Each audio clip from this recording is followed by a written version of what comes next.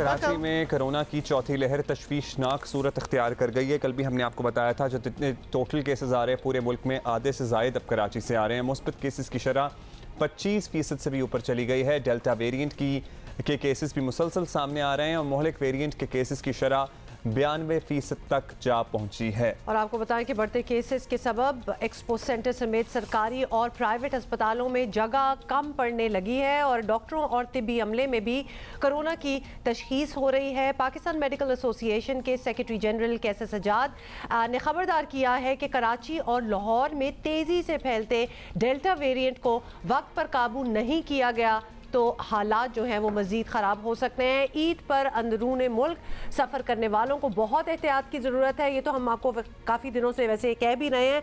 माहिरीन सेहत ने भी हुकूमत से कराची में हेल्थ इमरजेंसी के नफाज का मुतालबा कर दिया है और तेज़ी से बिगड़ती सूरत हाल में अवाम का रवैया, अब मैं इसके बारे में वैसे क्या बताऊं कि अवाम का रवैया जो है वो बहुत ही लगता है कि अब वो बिल्कुल उस तरह सीरियस नहीं लगता। क्या है वो बिल्कुल उस तरह सीरियस नहीं है। जगह जगह रश है, जगह जगह जमघट्टा है, चौथी लहर संजीदा लेने को कोई तैयार नहीं है। ठीक है, अब जाना है तो जाना है, मास्क तो पहन लो। You know I was just passing by road और बड़े जानवर थे वहाँ पे रश लगा हुआ था एंड मैंने रुक के सिर्फ ये देखा कि कितने फीसद लोगों ने मास्क पहना हुआ है। लिटरली 2 से 3% लोगों ने मास्क पहना होता है। अगर 2 से 3 लोगों ने मास्क टोटल वैसे अगर 100 लोग खड़े हों तो 3-4 लोग आप फिंगर टिप्स पे गिन सकते हैं कि कितने लोगों ने मास्क पहना हुआ है। इंडस अस्पताल के सरबरा डॉक्टर अब्दुल बारी हमारे साथ मौजूद हैं। उनसे बात करते हैं कि क्या अब हमारी तैयारी है। कराची की सूरत हाल बहुत अलार्मिंग है। बहुत शुक्रिया डॉक्टर बारी। डॉक्टर बारी, कराची में कोरोना केसेस बहुत ही तेज़ी से बढ़ने की इत्तलात हैं। बताया जा रहा है कि अस्पतालों पर भी प्रेशर बढ़ गया है। आपका इदारा हम सबको पता है पहले दिन से इस पे काम कर रहा है। क्या आपके पास अपडेट्स हैं? क्या ये डेल्टा वेरिएंट ज़्यादा अब फैल रहा है या इससे पुराने जो वेरिएंट्स हैं वो भी साथ साथ बढ़ रहे हैं? हमारा हॉस्पिटल तो एक फेवर्ड हॉस्पिटल है, इसलिए पहले बढ़ता है और उसके बाद आखिर में ही खाली होता है। तो अभी 3-4 दिन से इसके ऊपर प्रेशर बहुत बढ़ गया है। हमारे तमाम बेड्स भरे हुए हैं। इमरजेंसी में भी जो इमरजेंसी के बेड्स वो भी भरे हुए हैं। कुछ एक्स्ट्रा बेड भी हमने लगाए हैं, वहाँ पर भी भरे हुए हैं। और अब वेटिंग हो रही है, कुछ डाइवर्जन करना पड़ रहा है हमको क्योंकि लोड बहुत ज़्यादा हो गया है। और यही सूरत हाल दूसरे हॉस्पिटल में भी नज़र आ रही है कि जो कि अभी कोई 30% 40% पे थे, अब वो बढ़ के 60% तक चले गए हैं और कुछ हॉस्पिटल भर भी गए हैं। और ये डेल्टा जो है ना वेरिएंट की वजह से है जो कि, और अनफॉर्चुनेटली हमारी अपनी वजूहात की बिना पर हम डिसिप्लिन नहीं है अपने आप को जो है ना, हम कोई उसकी एहतियाती तदाबीर हम अमल नहीं कर रहे हैं इसके ऊपर। तो अक्सर सारी बातें आपने सही कही हैं और अगर अभी से सरकारी और निजी अस्पतालों में कैपेसिटी का इशू आ गया है तो आने वाले दिनों में क्या हाल होगा। और ये जो सारे हम अपडेट्स दे रहे हैं उससे लग रहा है कि हाल को इतना अच्छा भी नहीं होना। तो इस सूरत हाल में हुकूमत को क्या करना चाहिए? क्या मज़ीद अस्पतालों को फ़ाल किया जाए या कुछ और तजवीज़ आप देंगे?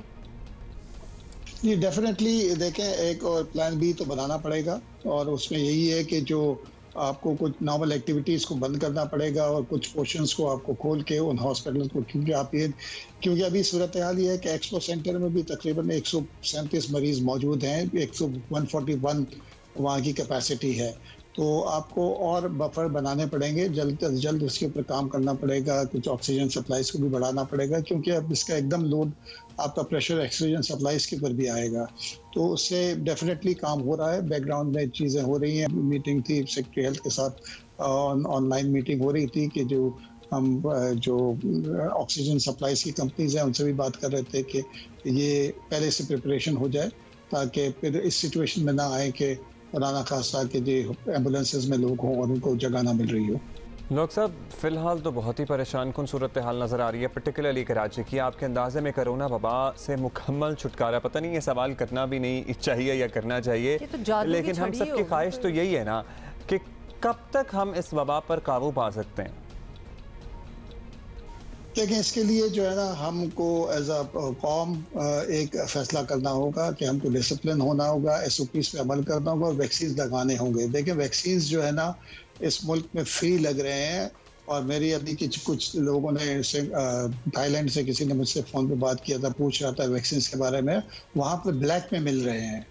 ये तो हम लोग शुक्रगुजार होना चाहिए कि शुक्रिया कि यहाँ पर फ्री मिल रहा है और हम लोग नहीं लगा रहे होंगे। वैक्सीनेशन जब तक हमारी 70% से ज़्यादा आबादी वैक्सीनेशन नहीं होगा तो, और ज़्यादा पूरी दुनिया में तमाम लोग जब तक ये नहीं करेंगे तो इसमें साल 2 साल का एलिमेंट लगेगा। अगर हम लोग तमाम SOPs पे फॉलो करें, वैक्सीनेशन लगाएं, तो साल 2 साल बाद ये सूरत हाल हो सकती है कि हम एक नॉर्मल फ्लू की तरफ इसको एक्सेप्ट करना लगेंगे।